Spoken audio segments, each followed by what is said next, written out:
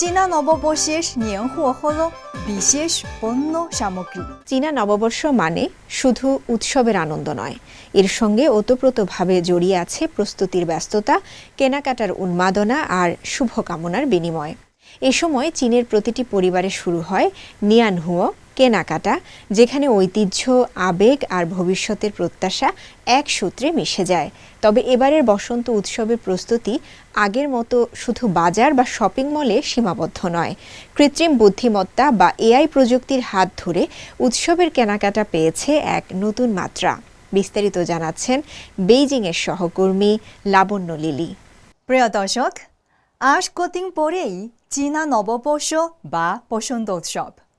এই উৎসব ঘনিয়ে আসার সঙ্গে সঙ্গে চীনারা নানান ধরনের বিশেষ পণ্য কিনে থাকেন, যেগুলোকে একত্রে 年货 বলা হয়। এগুলো শুধু প্রয়োজনীয় জিনিসপত্রই নয়, বরং সুখ, সমৃদ্ধি ও শুভকামনার প্রতীক। চীনা নববর্ষের 年货 হলো বিশেষ পণ্য সামগ্রী, যা বসন্ত উৎসবের সময় কেনা হয়। এগুলোর মধ্যে রয়েছে ঐতিহ্যবাহী খাবার, সাজসজ্জার জিনিস, উপহার ও নতুন পোশাক। উদাহরণস্বরূপ জিয়াওজি বা ডাম্পলিং পারিবারিক মিলনের, লাল লণ্ঠন সৌভাগ্যের এবং লাল খামের দেওয়া টাকা আশিস প্রাপ্তির প্রতীক।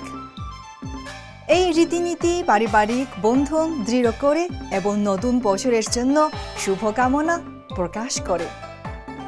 এই ঐতিহ্য শুধু কেনাকাটাই নয়, বরং পারিবারিক বন্ধন, সাংস্কৃতিক উত্তরাধিকার এবং নতুন বছরের জন্য শুভকামনার প্রতিফলন।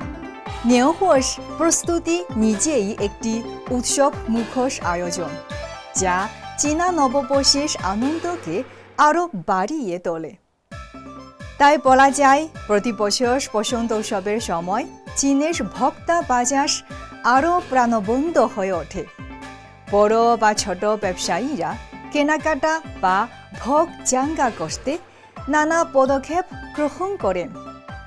প্রতি বছর বসন্ত উৎসবের বাজারে কেনাকাটাকে উৎসাহিত করতে চীনের শীর্ষস্থানীয় প্রযুক্তি কোম্পানিগুলো তাদের AI প্ল্যাটফর্মের মাধ্যমে মাল্টি-বিলিয়ন ইউয়ানের প্রচারণা শুরু করেছে। এর ফলে উৎসবকালীন ব্যয়ের জন্য বড় ধরনের প্রণোদনা তৈরি হয়েছে। প্রতি বছর স্প্রিং ফেস্টিভ্যাল বা বসন্ত উৎসব পড়েছে 17 ফেব্রুয়ারি। সরকারি ছুটির মেয়াদ থাকবে টানা 9 দিন। আসন্ন 2026 সালের বসন্ত উৎসবকে সামনে রেখে বেশ কয়েকটি ইন্টারনেট প্ল্যাটফর্ম প্রাক ছুটির বিবরণ প্রচারণা শুরু করেছে। এর মধ্যে রয়েছে AI চালিত লাল খাম উপহার, বসন্ত উৎসবের ভাউচার বিতরণ এবং লাইভ স্ট্রিমিং রুমে অনুষ্ঠিত বসন্ত উৎসব মেলা প্রভৃতি। ওয়েনশিং AI 500 মিলিয়ন ইউয়ানের তহবিল নিয়ে নিজস্ব ডিজিটাল হোংবাও ক্যাম্পেইন চালু করেছে। বসন্ত উৎসবের সময় ইন্টারনেট কোম্পানিগুলোর এ ধরনের বড় পরিসরের AI ভিত্তিক প্রচারণা শুধু প্রযুক্তি খাতেই প্রতিযোগিতা বাড়াচ্ছে না, বরং স্প্রিং ফেস্টিভ্যালকে কেন্দ্র করে ভোক্তাদের ব্যয় ও ডিজিটাল অর্থনীতিতেও নতুন গতি সঞ্চার করছে। CMG বাংলা, বেইজিং থেকে।